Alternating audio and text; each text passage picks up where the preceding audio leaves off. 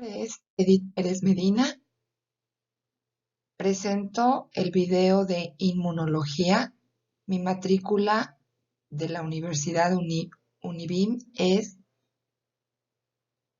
170666, presentando la naturaleza de los antígenos y anticuerpos.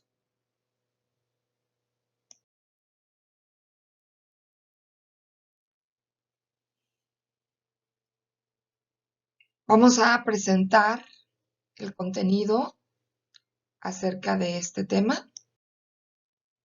Nuestra producción abarca antígenos e inmunógenos, causas y origen genético, anticuerpos y sus funciones, determinantes antigénicos o epítopos, tipos de antígenos, relación del antígeno-anticuerpo, tipos de reacciones, antígenos y sus características. Vamos a iniciar por la causa y el origen genético. El antígeno es una molécula, sustancia o agente proveniente de fuera de nuestro cuerpo, que el cuerpo interpreta como una sustancia tóxica, mientras que el anticuerpo no proviene de fuera, sino que es el mismo cuerpo el que lo genera, y de esta manera va a combatir los antígenos que pueden dañar, aunque sea potencialmente a nuestro cuerpo. Los anticuerpos desempeñan la función de proteger al organismo, ya que forman parte del sistema inmunitario. Por este motivo, da una forma u otra, atacan al elemento intruso al detectarlo en el organismo. Los anticuerpos van a desempeñar esta función de tres formas diferentes. Primero, limpiando la entrada de los agentes patógenos a las células para evitar que las dañen. Segundo, desencadenando que los patógenos sean eliminados por macrófagos y otras células. Y tercero, provocando que el agente patógeno sea destruido directamente mediante la activación de otras respuestas inmunes. Vamos a hablar específicamente de los antígenos, ya que ellos poseen una estructura tridimensional y una zona específica de unión con los anticuerpos es la que nosotros vamos a conocer como epítopo. Esto hace que exista un gran número de anticuerpos para cada posible antígeno, ya que un mismo antígeno puede tener diferentes epítopos. Estas zonas de unión son una parte fundamental de la estructura de los antígenos.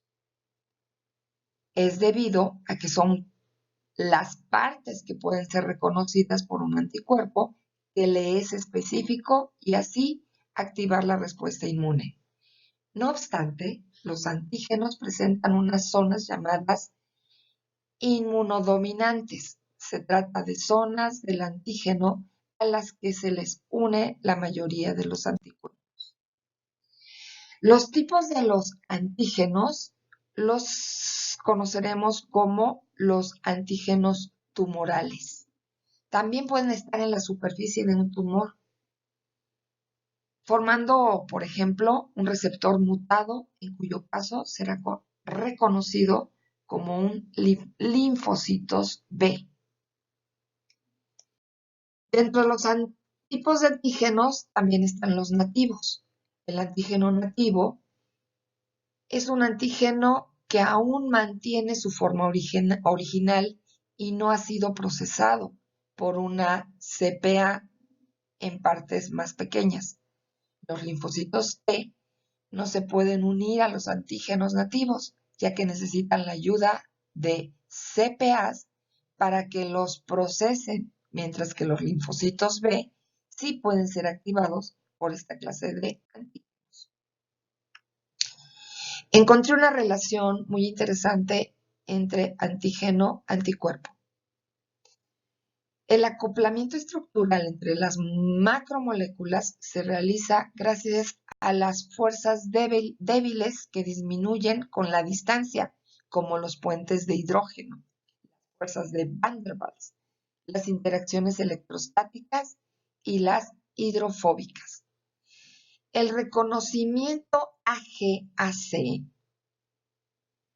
es una reacción de complementariedad, por lo que se efectúa a través de múltiples enlaces no covalentes entre la parte del antígeno y los aminoácidos del sitio de unión del anticuerpo.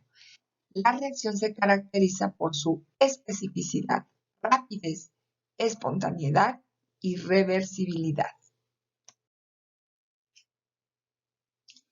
Ante una infección bacteriana, la bacteria se llena de anticuerpos por los determinantes antigénicos por el que se unen al macrófago para facilitar la fagocitosis. Puede ocurrir que fijen por las zonas Fc las proteínas del complemento. Son proteínas séricas que van a provocar poros sobre la membrana de las bacterias, con lo que se produce la salida de los compuestos bacterianos y por lo tanto la muerte celular. Existen reacciones, tipos de reacciones. Estos tipos de reacciones van a ser para las bacterias y para las toxinas o virus. En el caso de las bacterias, el organismo provoca la muerte de las bacterias mediante lisis, usando factores mediadores como son las proteínas del complemento. Fagocitos y las proteínas del complemento provocan la fagocitosis o la opsonización. Vamos a tener que, si AG no está en una superficie, sino que está soluble, se produce precipitación AG-AC, que es la aglutinación, o muy semejante a la aglutinación. Si AG está sobre la superficie de la célula o sobre la partícula viral, se da la aglutinación. Y si los antígenos están en los flagelos sin mediadores, se da una inmovilización de la bacteria o una aglutinación. Mientras que la toxina o virus sin intermediarios se puede neutralizar por la unión del AC inactivando al virus o toxina.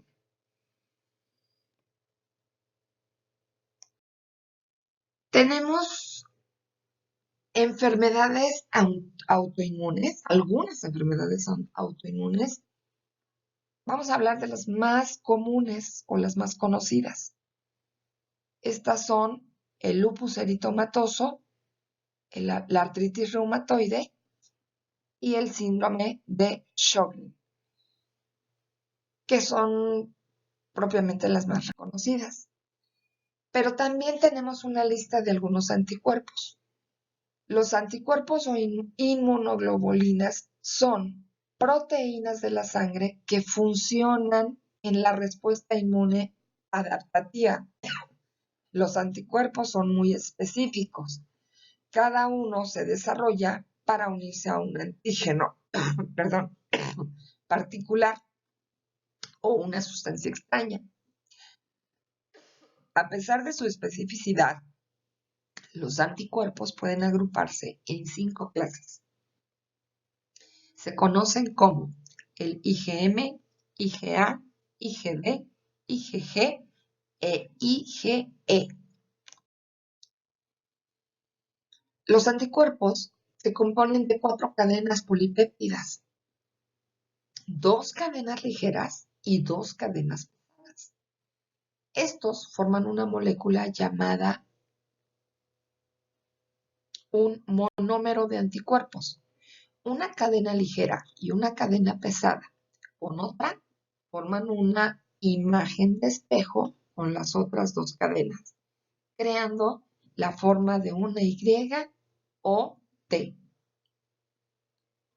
La cadena pesada es de aproximadamente el doble de larga que la cadena ligera. Ambas cadenas tienen una parte constante y una parte variable. Las porciones variables de las cadenas ligera y pesada, de acuerdo, en la parte superior de la Y o T, forman el sitio de la unión al antígeno. Cada sitio de unión a antígeno es antígeno específica. Las regiones constantes son relativamente los mismos en todas las clases de inmunoglobulinas. Específicamente, la IgM tiene una forma de monómero y forma pentámero, que es 5 monómeros enlazados. Generalmente se une a la superficie de una célula B y actúa como sitio de unión a antígeno de las células. El pentámero circula libremente por el torrente sanguíneo, dando una liberación a partir de una célula de plasma. El anticuerpo primero es liberado por el cuerpo durante la respuesta inmune primaria. Esto hace que el IgM sea útil para el diagnóstico de cualquier etapa de una infección. Mientras que la IgA se encuentra en forma de monómero y dímero, dos monómeros enlazados se encuentran en los fluidos corporales normales y excreción, como son la saliva, el sudor, en la leche, el jugo intestinal.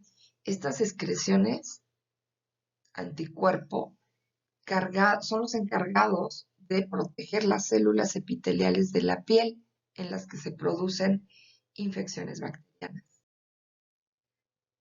El IgD es un monómero y es casi universalmente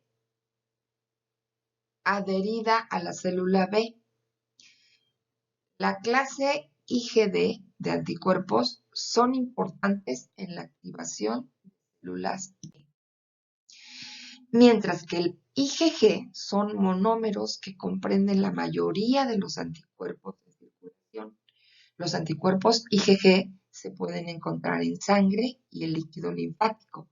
Es capaz de atravesar la placenta para impartir inmunidad pasiva de la madre al feto. Los anticuerpos IgG pueden proteger el cuerpo contra virus, bacterias y otras toxinas.